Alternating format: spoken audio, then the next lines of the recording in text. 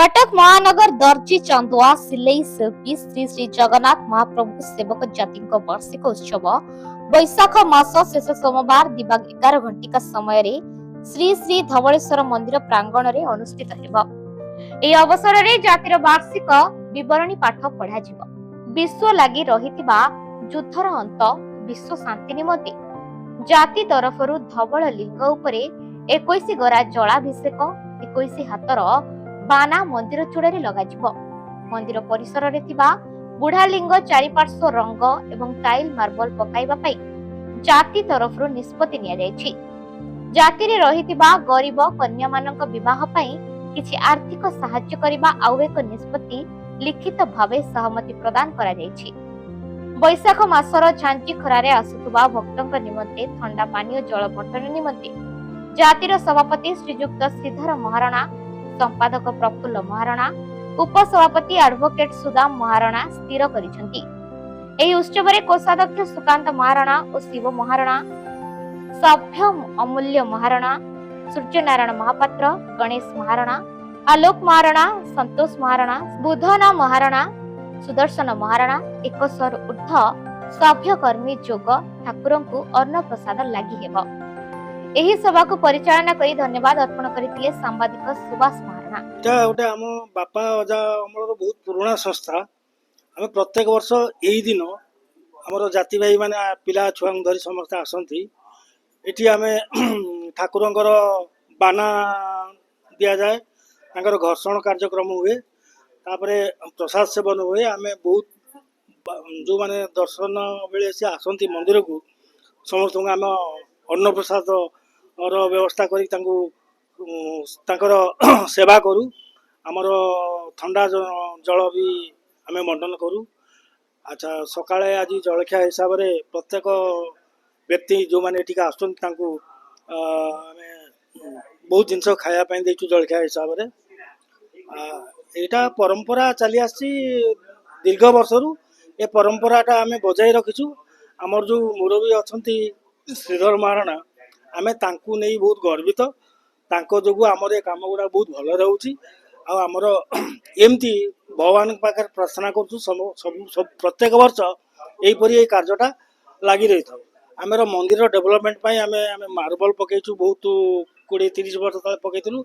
आउ थरे मध्ये मार्बल पकेबु। एही सब कार्यक्रम अछि। आ बहुत लोक हितकर कार्यक्रम आमे करछु। आमे आगामी वर्ष रे आगामी दिन मानकर आमे रक्तदान शिविर करिवु। आ गरीब लोकंकर जो झील गुड़ा बाहाई पारन तांको आमे मध्य आर्थिक सहायता देई बाहागर करछु। धन्यवाद। जय धवलालिंग, जय जगन्नाथ। मु कटक महानगर दर्जी संघर सभापति अच्छी। आमर संघर समस्त कर्मकर्ता समस्त पिला माने समस्त ये एकाठी होती। आम प्रति मास आम जो शेष मास हुए आम धवलेश्वर यात्रा हुए बैशाख मास शेष सोमवार दिन आम प्रति वर्ष हो आसुची। मु भावी बोधे 100 वर्ष अधिक हो पछे कम हेनी। आमे आम पूर्ववर्ष मैंने कर आसुले, बर्तमान आमे करुचु। तापर आम पर आम पिला माने भी ए संस्थाटा को चलई नौथे। तेणु ये पिला आसे ठाकुर पाखे आमर 21 गरा आम जलाभिषेक हुए। तापर आपण ठाकुर 2 ठाकुर पाखे बाना चढ़े। तापर प्रसाद सेवन हो ठाकुर समस्त आशीष नौ। तापर आगामी कार्यक्रम कौन हम से विषय ये बरणी पाठ कराए। गत वर्ष आम कौन कौन सब कार्यक्रम करूँ से बरणी पाठ सरला आगामी वर्ष कौन कौन आम कार्यक्रम हम से विषय आम आलोचना होना निष्पत्ति मान नि जाए। आमर भाई मैंने सब अच्छा, आमर उपसभापति अच्छा, आमर संपादक अच्छा, से सब आप कहे आमर कौन कौन कार्यक्रम हम आगू से विषय आमर संपादक भाई मैंने कहे। मो ना प्रफुल्ल महाराणा, आम घर काठगोड़ा साई। आज आमर धोबुड़ी संघ है आमर दर्जी कटक महानगर दर्जी संघ। आमर यहाँ बोले आमर सारा ओडिशा सारा समस्ते जानते आमर दर्जी बोले गोटे लोक आर वर्ष भी मुझे बैठ देती आम कार्यक्रम आउ ए वर्ष दबाटा से भल नुह। आमर अबिका ए वर्ष आमर सभापति संपादक आमर अनुष्ठान जिते भाई मैंने अच्छा समस्ते आज एकत्रित ये मनस्कामना आम करूँ जे ये जो ग्रीष्म प्रभाव चली 42 डिग्री 43 डिग्री धरला आम प्रत्येक जगार आम सब जल प्रदान करूँ। ठंडा पानीय जल दबू। कहार जदि कौन डेड बॉडी पड़ी उठी पारु नहीं आम आमर आम संघ तरफ आम पाखे जहाँ अच्छी आम पाखे जा सहयोग करूँ। जो गरीब लोक मानकर झील बह पारना जदि आम पाखे किए आणिकी खबर देले आम निश्चिंत जाई आम संघ सुदृढ़ भाव आम जी असुविधा कार्य अच्छी आम निश्चिंत कांध नगेकी जी पारू आम निश्चिंत स्वेच्छा रूप से कार्य करूँ। धवलेश्वर पीठ में आम विगत वर्ष आमर बाबा जेजे बाबा आम पूर्व जो थे आम नाम नामित करके आम ये फलक प्रदान होता वर्तमान से फलकर अबिका टिके माने भल नहीं आम अबिका भी आम संकल्प ये नहीं आम अनुष्ठान मीटिंग करिकिनी बुढ़ा लिंग पाखे जो फलक स्वतंत्र भाव ए वर्ष आम सानी नूतन भाव निर्माण करूँ।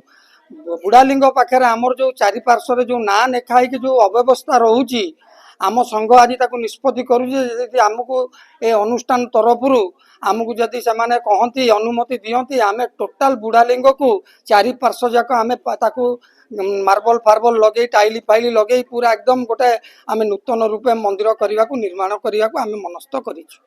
जय धवला लिंग की जय।